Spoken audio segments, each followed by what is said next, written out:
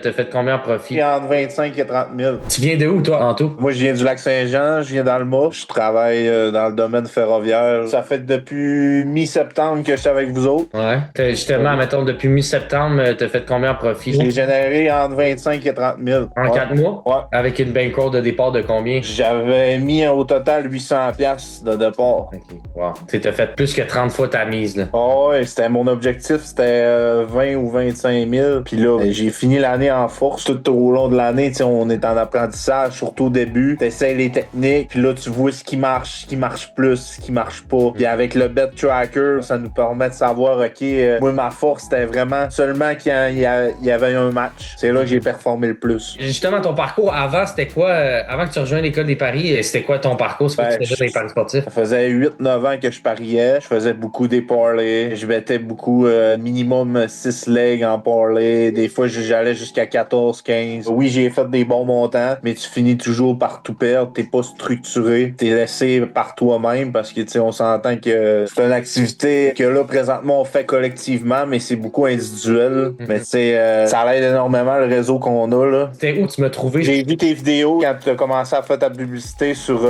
surtout c'était le football, c'était avant la saison de football. Fait que là tu m'as tout de suite rejoint avec ça. Puis j'ai été intrigué par j'ai vu les vidéos là, de tes bet slips. Je me suis posé beaucoup de questions par rapport à ce que tu prenais, pourquoi tu prenais ça. Puis là on s'est fait un call, ça m'a vraiment tout de suite vendu là. Tu parles de tout ça à un gars de foot, puis un gars qui connaît la game, puis tu me dis ouais mais c'est parce que il y a plein de choses que tu vois jamais passer, puis t'écoutes la game, puis il y a énormément de value là-dessus. Fait que j'ai arrêté d'hésiter puis d'être sceptique, puis je me suis lancé là-dedans. J'ai été bien entouré tout le long, puis encore aujourd'hui, vous êtes tout le temps là pour moi, puis quand ça va mal, quand ça va bien, vous êtes tout le temps là à nous encourager, puis c'est vraiment apprécié.